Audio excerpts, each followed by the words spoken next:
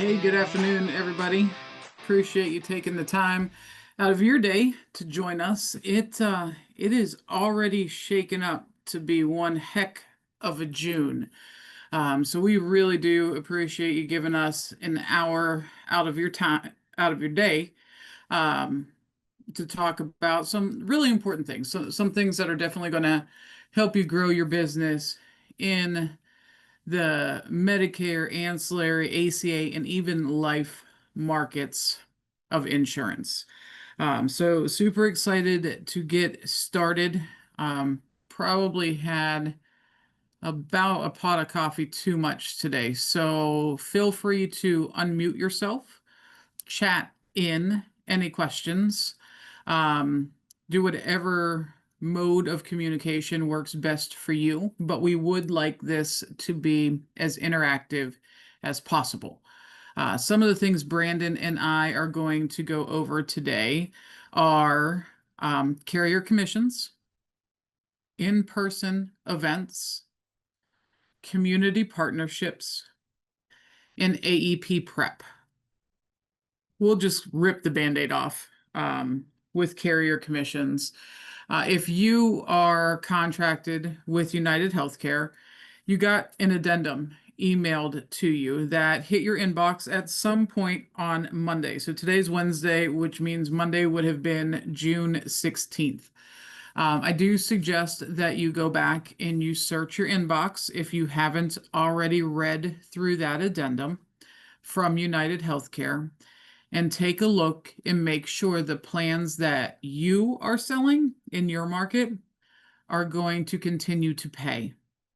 United Healthcare made a good chunk of their plans non-commissionable as of July 1st. So any applications that are submitted before July 1st will pay as normal, and they will continue to pay renewals and everything. So no concerns on past business.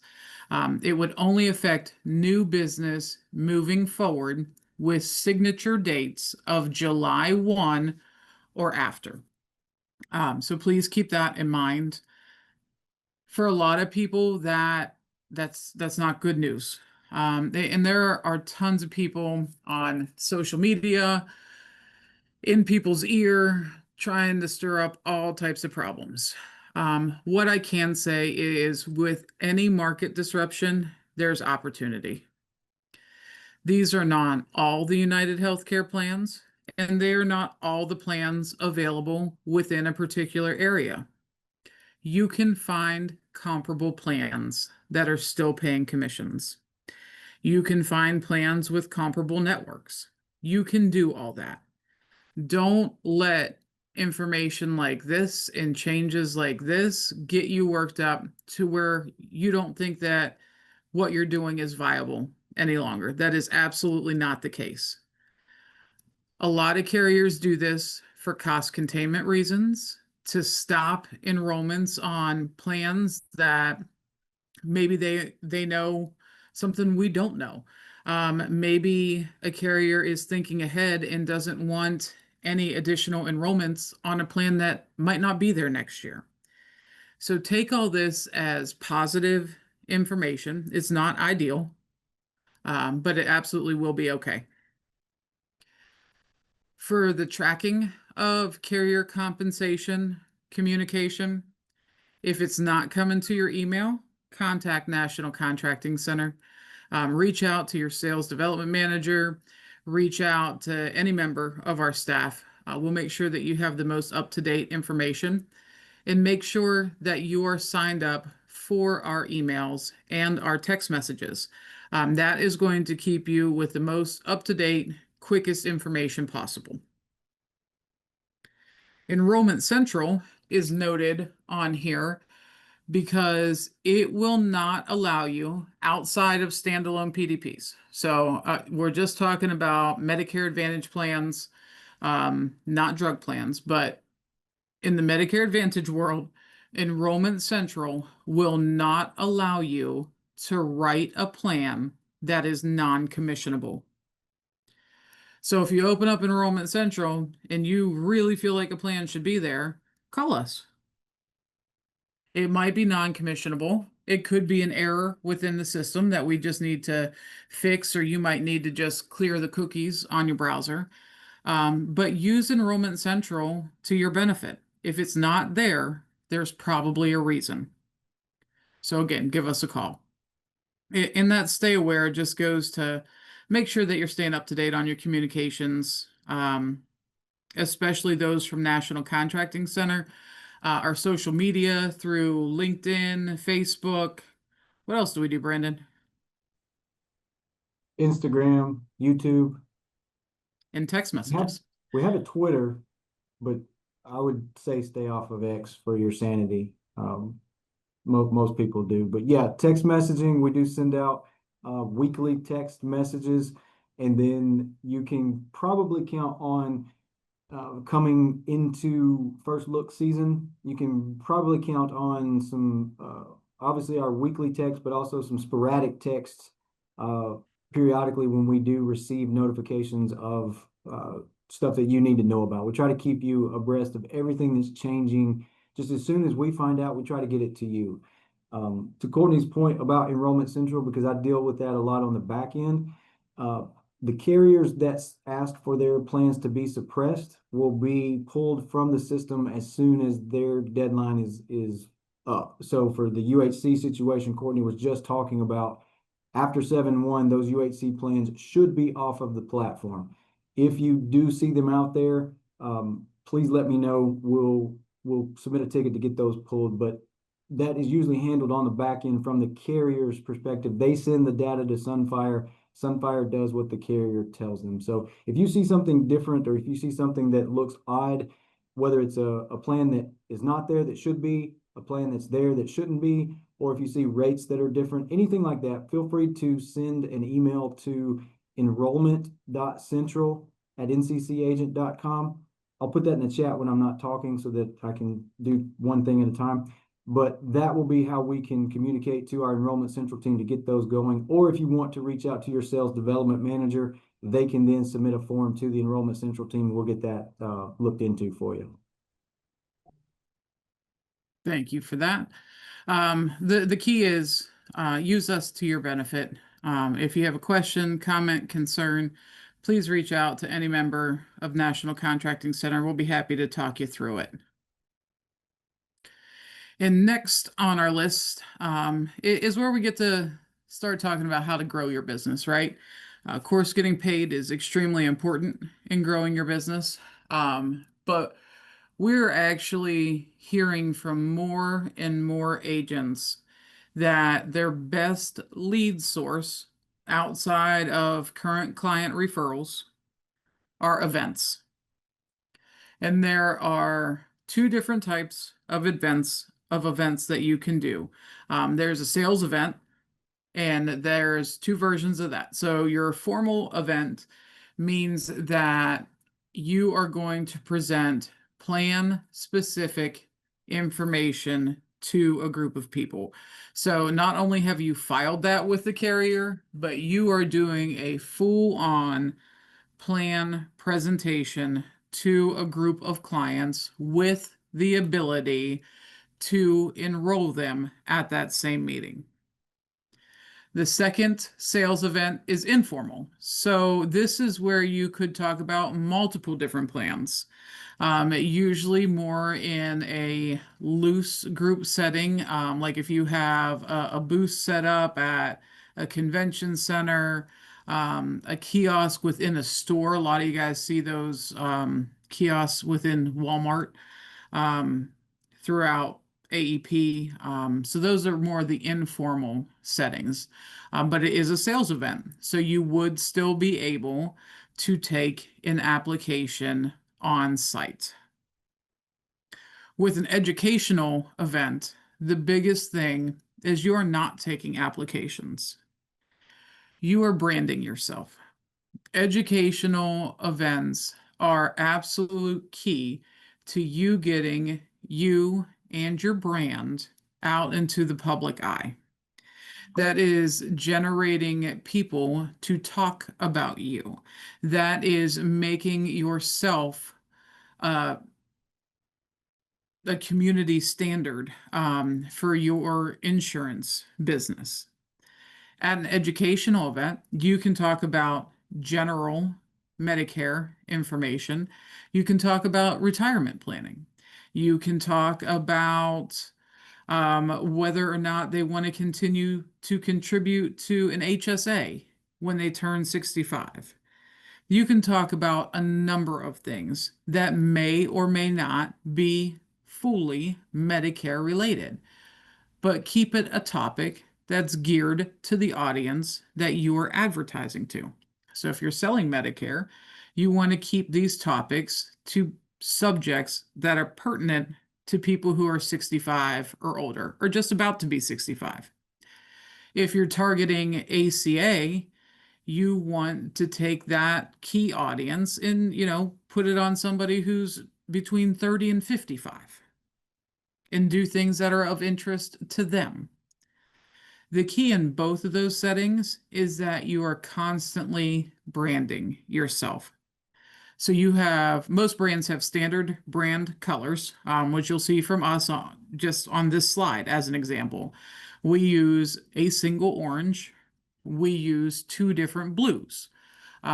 Those are specific colors to what we have chose for our brand. We don't use colors outside of that, and that's very important. We want what you associate with those colors to be associated with National Contracting Center. We have our little logo at the bottom right-hand corner of this slide. We try to use it on absolutely everything that we do. We want you to recognize us. In branding yourself at these events, you want to make sure that the colors are correct, that the logos are correct, and that they all match. From your tabletop setup to your handout information to your business cards. It is very important that in promoting your brand, it is continuous across all information, everything that they are visually seeing. And Brandon, if you flip to the next slide for me, you will see an example of that. So this is one of our agents, Miss Kathy Jarrett, and this is her tabletop setup at a community health event. And she has a really nice table. It has some giveaways. It has tons of take-home information on it. It has a little bit of candy, some pens, some notepads, just things that are going to get people to stop. And then she has the opportunity to have a conversation with those people. So a proper event setup for an educational event would be some version of signage. So you can have your tabletop that, God, Brandon, what is that called? What's the thing that covers the table? Oh, your tablecloth? Yes, that. Her tablecloth says, "Hello, let's talk Medicare." It's something that she uses in her brand often. That's why you see it, and that's why those same colors are used. You can also have a 6-foot pull-up banner, and that would usually sit next to a table. Kathy doesn't have one in this particular setup, but you'll see that backdrop back there. I kind of liken those to what you use at a science fair when you're in school. But that lets somebody who's just walking up to her booth know a little bit about who Kathy is and what she can help with. It's also a great way for them to start some questions. If they see Medicare Advantage, they might say, "Hey, I have one of those." And it gives Kathy a way to have a conversation with that potential client. We do always suggest that you have some take-home information. So that is your custom flyers, your giveaway, most importantly, your business cards and permission to contact cards. We can help you with all of this, but the permission to contact cards allow a client, a potential client who meets you at an educational event, to fill out a card with their name, phone number, and email address. And that allows you to contact them 48 hours or more after that event is over.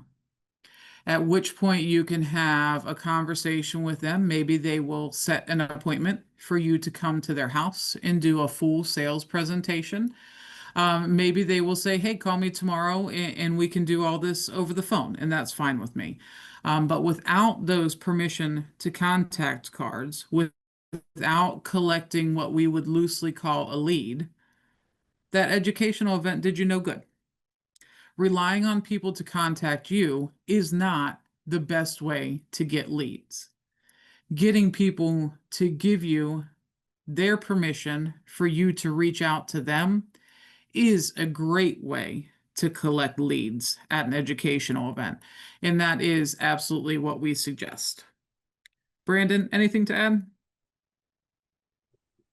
No, I would just add that if you have any sort of inquiry on anything that's on this screen, reach out to your sales development manager or reach out to Courtney or myself. We definitely have a team that can help design some of these for you. If you have a logo already, if you have a brand color scheme, we have some flyers, postcards, mailers.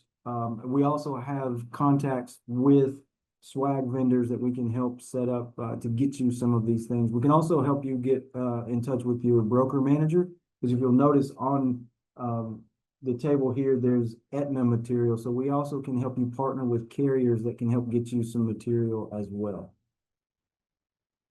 Yeah, absolutely.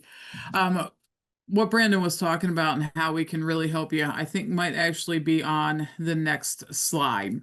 And we lovingly call this our event in a box.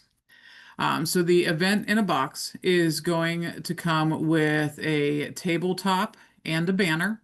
So if you look at Kathy's setup here, you'll see Ask Me About Medicare. That is a 6-foot pull-up banner. It sits on the floor. You can pull it up. You can slide it back down. It's very easy to travel with. The tabletop or tablecloth is actually now a table runner. We found those to be a lot more effective, a lot more simple to customize, and then of course much easier to kind of decorate your table around so that you can get some attention. You'll see that Kathy went out and purchased her own Medicare marquee there. Most of the time you can find those letters at the Dollar General, so it's a pretty cost-effective way to draw some attention to your table. Our custom event in a box also comes with custom flyers that have your contact information on them and what you're able to help somebody with. You can help us tailor those to you. So it has the information on them that you want your potential clients to see. We will also get you business cards so that all your branding is the same across all items. And then consent to contact cards as well. So we'll make sure that you have all the information, or I should say all the parts, right? All the parts to a successful event. And then you are the key to making it successful. And no matter what we are able to provide you, your salesmanship is really going to shine through. So throughout all of this, as much as we are trying to give your brand continuity and make sure that everything has the same logo, the same colors, etc., the most important thing is that you're outgoing and that you're out there being yourself, talking to people to get their attention. So just having the booth isn't going to work. Standing behind the booth, not your best idea. You want to stand next to the booth. You kind of want to be out there shaking hands and kissing babies, really. I think that's the second time this year I have said that phrase, which is kind of disturbing, but it works.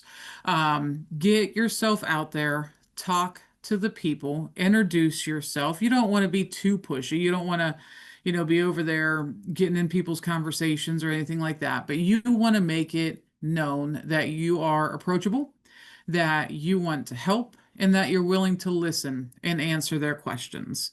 That will get those people to fill out those consent to contact cards. and that will give you those valuable leads every time you are doing an educational event. I would also suggest a small raffle. It looks like Miss Kathy has a red Yeti cup on her table. So you can raffle off things.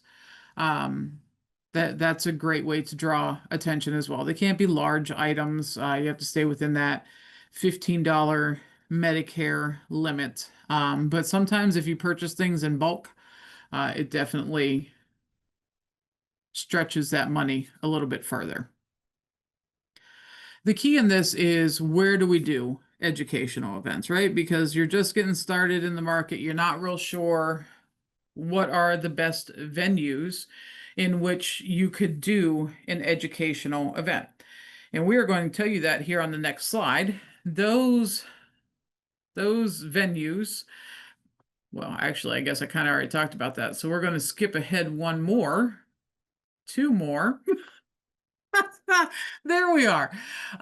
So these are the places that we think are great areas to have an event. You can have events with your local businesses. So if you know a place that is selling PNC, maybe it is, I always want to say State Farm, not the best community partner, but it can be depending on the person that owns that agency. But if you know a PNC agency and you can partner with them and you can set up a table once or twice a month in their office and educate their clients on Medicare, that is a great professional partnership. If you know somebody in your local market who is doing senior fitness classes, I would definitely suggest partnering with them. That's a great way to have two different senior facing businesses at the same booth. And maybe you can do that at a health fair or expo. Any of these summer fairs and festivals have booth ability at pretty reasonable prices. But this is all about getting your name out there. So if a festival in your area attracts a few thousand people and a few thousand people walk past your brand, and then they see your brand again, maybe when they're at the local grocery store or they're driving down the road and they see a billboard, all that goes to people wanting to call you. The reason that commercials are in such high demand and people advertise on the back of receipts and they put flyers in grocery stores is because the more a brand is seen, the more likely someone is to contact you. So if you have a few thousand people walking past your booth at a festival, but only 10 stop and talk to you, that's not a wasted day. Your brand had impressions on a few thousand people. You would be amazed at what people unknowingly pay attention to. Find ways to make yourself stand out. Festivals are great places to get your brand in front of a lot of people at a low cost. You can do events with your local housing authority, local low income property. You can educational events there work out very, very well. And usually those type of housing opportunities only let one agent in.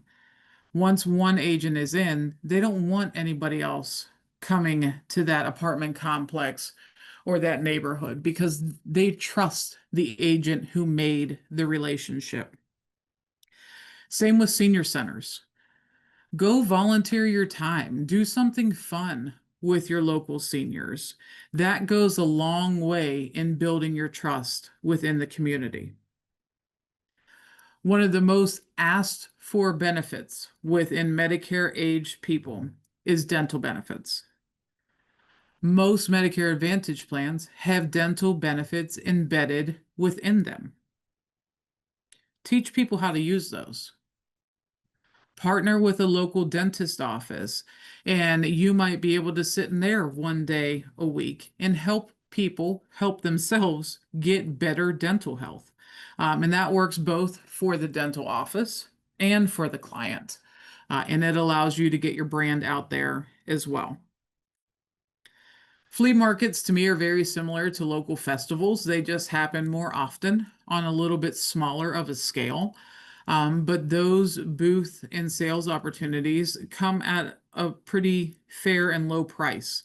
And again, it's a great way to get yourself out there in front of, a couple hundred people all on the same day for a fairly low cost.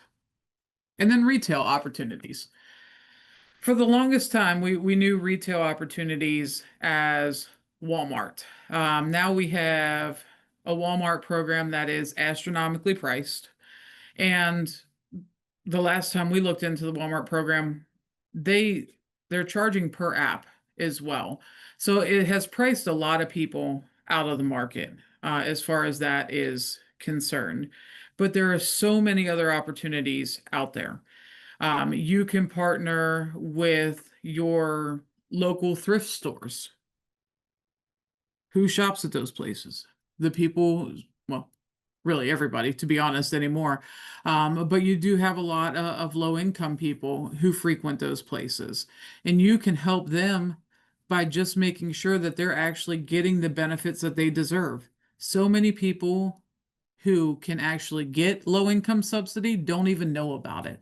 So setting up at a place like that is extremely helpful. Not only does it lead to enrollment opportunities, but you're getting people subsidies and extra help that they never even knew was available. You can work with any local pharmacy and set up a table within a pharmacy and sit there and educate seniors and get permission to contact cards and set up future appointments. You can do that. Don't think that retail is limited to certain opportunities. It is what you make of it, and it's the relationships that you make within a community that makes any of these opportunities really work out well for you. Brandon, anything to add? No, I think you hit the nail on the head with that. I would just echo, uh, these are great opportunities as long as you go and make them happen. These folks won't seek you out, but if you seek them out, they are open. And a lot of times, some of these places don't know that you're in their community. Was talking to Courtney's point earlier as far as building that brand. Um, she was talking about festivals and flea markets. I know several agents that I've talked to over the past couple of years that have gotten so much success from a festival or a flea market just by having their booth set up. Really looked just like what we saw Miss Kathy's look like a minute ago. And they just were there for the day just to get their name out. They shook hands, they talked to people.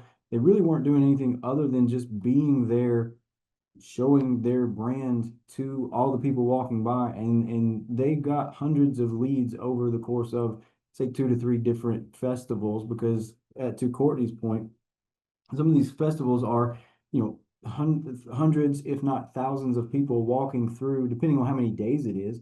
And so the opportunity to just get your name or your brand in front of those people, even if they just walk by it, but then, like Courtney said, they go shopping and you've got a flyer up in the grocery store. So they're walking by that bulletin board as you're walking in a grocery store and they see your colors there. That's going to trigger in their brain who you are, what you do. So it's a fantastic opportunity, but you have to go make it happen. And that's the biggest thing that I've seen. Agents will have great intention and never put into action. So I would just encourage you, if you have questions on how to do this, reach out to NCC, whether it's your sales development manager or myself, Courtney. We will definitely talk to you on how to process this, how to get this started, where to start to get you out and about. Because the more you can do that, the more you're going to get your name out there, the more you're going to get your brand out there, and you're just going to see a ton of success from it. Yeah, absolutely. Again, it's see and be seen, right? Just get yourself out there, let people see you, and then have meaningful conversations that afterwards. That's the key part.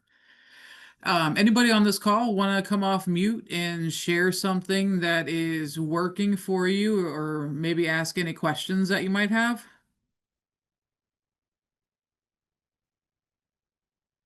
Hey, Courtney. Yes. Hey, this is Titus, Regional Sales Development Manager.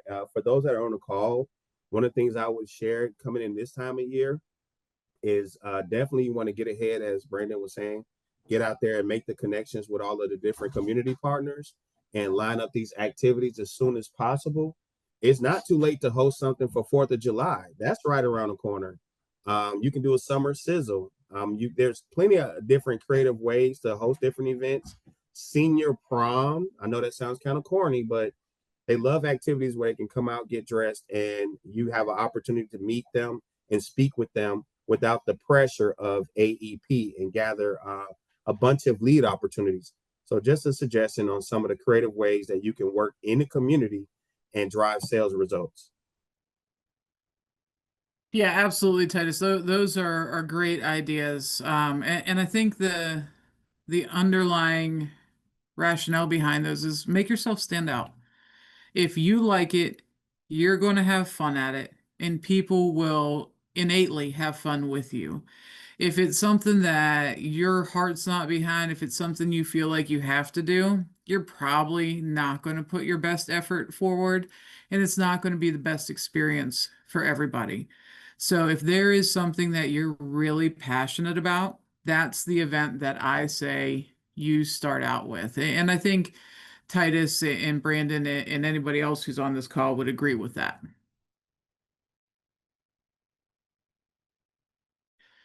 Anybody else want to join us in what's working in or any questions that you have?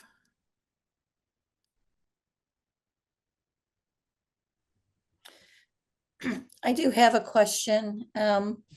So what about like last year? I did a lot of, last year was my first year doing Medicare, and my upline, they do all about the paying a marketing company and then doing like the dinners at Golden Corral. And I probably spent $12,000 and ended up with 5 people on my books. Okay. There was a lot of people that came, and they even said they were coming for the free meals. Some people didn't even fill out the contact cards, whether they wanted to be contacted or not. So how do you feel about those types of events? You know, for some people, they work out really well. I think it's a lot based on the area.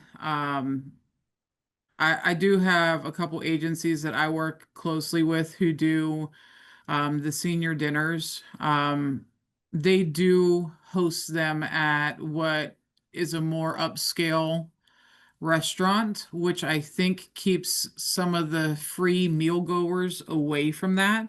But Mhm. they work out the menu with that restaurant to make sure that everything stays under cost, under what CS, allows you to pay per meal. And it is an educational event. So I think if you liked the fact that the marketing company was able to drive leads to an event like that, I would reconsider the venue, and I would kind of pull away from a Golden Corral and go to something that is a more high-end name where people would be more hesitant to come there for just the free meal. Does that make sense? Yeah, absolutely. Okay. So as far as, I'm still paying off from what I had last year. As far as financially doing this, is there, I mean, am I, yeah, I'm gonna ask, am I just pretty much in over my head where I should just like say this isn't gonna work and stay with my full-time job? Or, I mean, what are there some ways around this financially of securing these events and paying for them? Yeah, absolutely. So I think there's a lot that you can do lead generation wise outside of events that might have a more immediate effect for you. You know, I watched this little blurb. I don't even remember what it was on, but somebody had sent it to me. It was Gary Vanderchuck, and he was talking to people as though he was starting his own business. And he simply said, reach out to your contacts. And that's 100% true. I think we as salespeople are always kind of hesitant to reach out to your friends and family. Like you don't want to put yourself out there with them, but those are your best markets. Those are the people who are going to be most apt to help you. And it's not like you're asking for a handout. You're asking to do them a service. So if it's me, I would just reach out to my contact book and say, you know what, this is Courtney. I've just started a new business. I'm sorry if I haven't talked to you for a while, but I'm selling Medicare. And if you know somebody or if you are of Medicare age, if you would give me a call and I can answer your questions or maybe help you with some, health related issues or whatever the text may be, I think you would be amazed at how many people would reply in a positive manner to that type of text message and that type of communication that would lead to pretty much immediate enrollment ability, and then you can get out of that debt. I will say, I don't know who your upline was, but for a brand new agent to come in and be on the hook for that amount of money, that that would be hard. I don't think that any member of our staff at NCC would have suggested that. We might suggest try an event and see how that goes, and we might have pivoted based on that type of turnout. But we'd be more than happy to sit down with you one-on-one and figure out where those immediate enrollment opportunities might lie for you. Okay, I would need that. It wasn't you guys. It was another company. Okay. Well, why don't we do this? If you don't mind, if you'll, Brendan, just will you throw my email in the chat box? And then if you'll send me over your contact information, I'll give you a call and we can talk one-on-one and figure out how we can help you out. Okay, perfect. Thank you. Thank you. Then I saw you got to keep everything under 15 bucks. That's CMS's magic amount. 15 bucks per meal, per gift, per person. The thing with that is in an event situation, Samuel, if you have 20 people register, it would be 15 times 20 because that's the amount that said that they would be there. So if you would spend 15 times 20, 300 bucks, that would be fine. Even Okay. if only 17 people showed up, they're not going to nitpick like that. Okay. Well, thank you for answering the question. But that makes me scratch my head because just doubling back to the previous question. So what if the event is at sort of a high scale, an upscale restaurant where, there's probably no plate on the meal, which costs $15 except maybe a salad. And so how does that work in that kind of event? So that's a great question. And the way that the agency that I work with does that is they find a restaurant who has a very slow day and a slow period. And it's usually not lunch, it's usually not dinner. But that 3 o'clock time frame where a lot of restaurants are dead is that key time, at least in the area of the agent that I work with.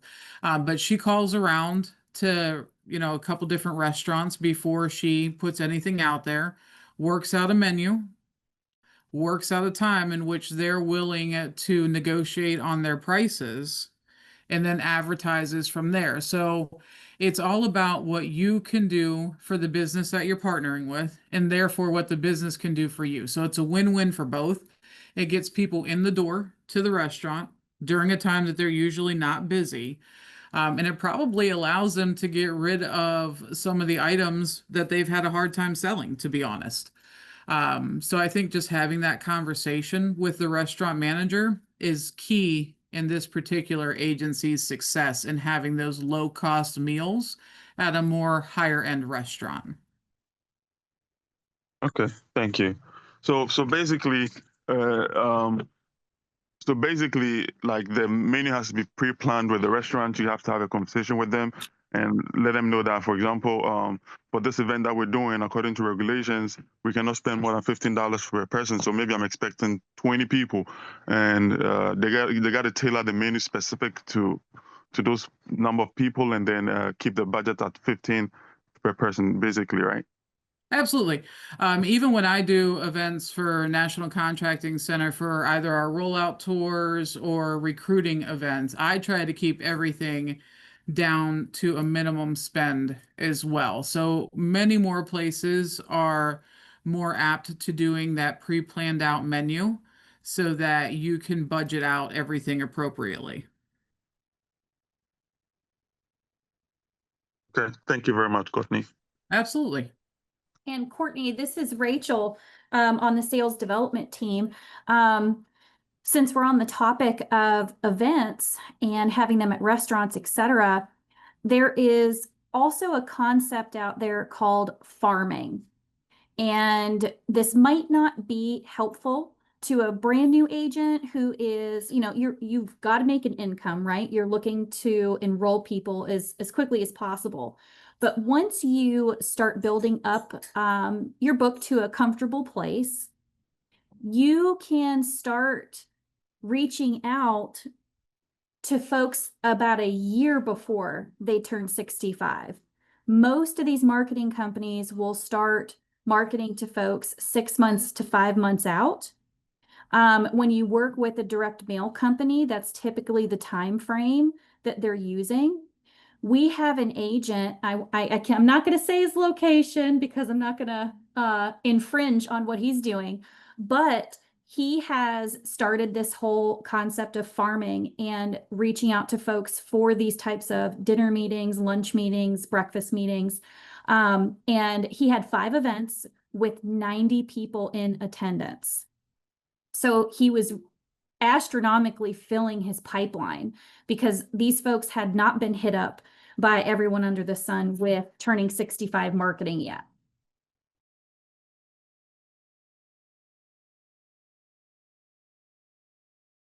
Rachel, that's really cool information. I think, everything that we're talking about, it goes back to just a few key principles, and everything in a sales minded job is about building relationships. And businesses are willing to help other businesses. The key is in asking. And I think once you ask, once you're willing to put yourself out there a little bit, you're going to get a much more positive response than you would think, especially with other businesses that are willing to partner with you, because in all honesty, it's going to benefit them as much as you. And if we can help you make some of those relationships, we're more than happy to. That's where I think our value will shine. And Brandon, I don't know what happened to our screen. There it is. There it's back. The next thing is AEP. And I want to be very careful to make sure that we're respectful of everybody's time. So if you want to talk more about events, please reach out to us. I'm glad that some of our staff was able to join us today. All of us at NCC are very much invested in your success. So please reach out to anybody. Brandon put my email in the chat box, and I'm happy to help as well. But AEP is right around the corner. This is our AEP checklist and things that I absolutely suggest that you guys start on. AHIP launches on the 23rd of this month, which I believe is this coming Tuesday. That is the kickoff to everything 2026. I was talking to an agent earlier today. I'm like, I really despise that I have to start living a whole year later in life, halfway through the year. But it's true. We're already talking 2026. AHIP is launching on Tuesday. and all your certifications are going to be available directly thereafter. United Healthcare has already launched their quick certification for existing agents. So some of you may have already completed that. If you haven't, I suggest that you do. It is really quick, and if you fail, you're able to do the normal certification route when that opens. So don't be shy there. Give it a try. The worst it's going to do is make you take the certs at the normal time anyways. The best it's going to do is shorten down your certification process, which all of us can use. Please make sure that you study up on our Enrollment Central. It's going to be key. It allows you to compare multiple plans side by side for your client.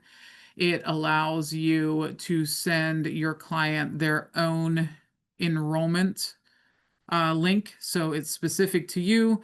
You can send it to the client. The client can self-enroll, taking some time away from you. It will also handle your call recording, scope of appointment, and of course, the full application. So Enrollment Central is key to cutting down your time, making sure that there are no spelling errors or legibility issues on your application.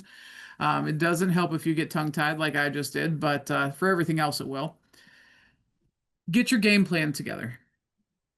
Structure out your AEP while you can. It is very easy come October 1st to be very overwhelmed.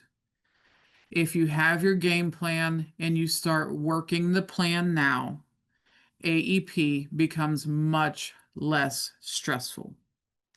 You're able to pivot if there's any market disruptions with ease because you understand your plans, you understand what your game plan is, you know what you have to replace. And that schedule allows you to be very goal oriented. So having everything down in writing, working the plan, getting yourself out there is key to a successful lower stress AEP.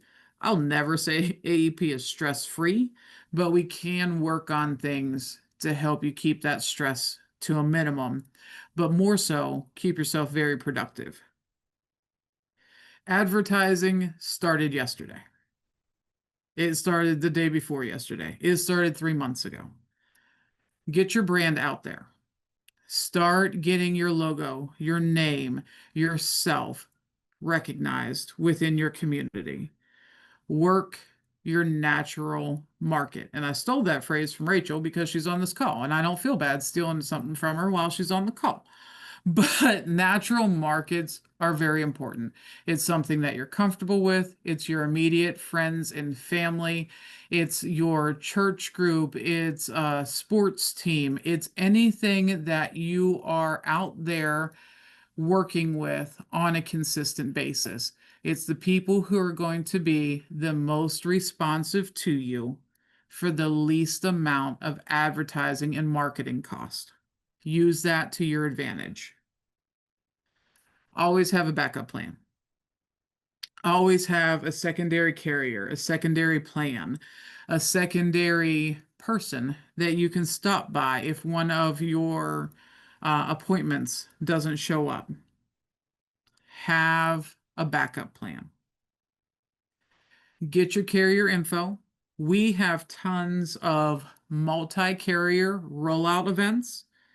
Carriers have their own rollout events. I suggest that you attend them all. Get as much information as you can. Attend the webinars, attend the face-to-face events. Go and seek the information. Be the expert in your own business. That's very important. And pre-do your client packets. If you know that you want to have some giveaways, order those now. That goes right along with your advertising. Do that stuff now. Pack up your little client packets. Maybe you want to, make sure that every client has some hand sanitizer, a granola bar, a bag of chips, whatever the case is. Pack all that stuff up pre-AEP. Try to take as much stress and activities off of yourself throughout AEP by doing all of this pre-planning, which is why we're talking about this now. We'll continue to talk through our AEP checklists and our to-dos and ways to simplify AEP for you. But if you do one thing once we get off this call, make it focused on your brand and your advertising. If you need to buy leads for AEP, get on there and buy the leads. Do that now. Most lead carriers don't sell to people in the same zip code. So that means if I bought 2,000 leads in Knox County, Tennessee, and Rachel called that same lead company the next day and say, hey, I want to buy the Knox County leads, they're going to say, oh no, sorry, we already sold those. It does them no good to sell the same people multiple times. Buy your leads while you can get what you want. It's very important. Do any of our sales development managers or Rachel have anything to add to that? Hey, Courtney, I will just say, I'm not a sales development manager, but I will say on the Enrollment Central piece, as of June 1st, they enacted a multi-factor authentication on their login. So if you're new to an Enrollment Central or Sunfire, for those that know it as a better term, if you're new to that, you'll have to set that up the first time you log in. If you haven't logged in a long time, you will have to set that up when you go to log in. There's 3 ways to set that up, and we have a video of that on our YouTube channel of the 3 ways in which you can set up. You only have to set up one, but there is some confusion around that. And so if you go to log in and it's giving you a screen that is saying a password has gone to an app, there may be an app that you have on your phone that is an authenticator app that is sending a code to, or if that's not the case, then send an email to enrollment.central@nccagent.com and we can get them to reset that multi-factor authentication, and you can set up where it just texts you a code to log in, and then you go from there. So that is something that I wanted to point out, that if you haven't logged in a long time, or if you're brand new to that, you'll want to go ahead and set that up prior to trying to log in and do an enrollment, because you'll want to make sure that it doesn't lock you out. Great information, Brandon. Sorry for the oversight on that, but I'm glad that you chimed in with that. Yeah, no worries. Can I ask a question Yeah. about leads? So where do you have like a specific place that you get your leads from? We work with multiple different vendors, and the reason for that is leads are a little bit different for every agent. So we work with vendors that get their leads in multiple different ways, from business reply cards to internet advertising to phone calls, etc. So we do have probably about 25 different lead vendors that we work with. But we can understand you and your budget and figure out which one is going to best fit that and help you out. Okay, is that through my person Sales, that I yep, sales contacted? development manager. Yes, ma'am. Thank you. Hey Courtney, this is Julie, Sales Development Manager. Yes, ma'am. Hey, I just wanted to reiterate what you said. Having a game plan, whether it's daily, weekly, or just overall, will help create really a more or a less stress AEP season for the agent. So I just want to confirm what you said. I appreciate that.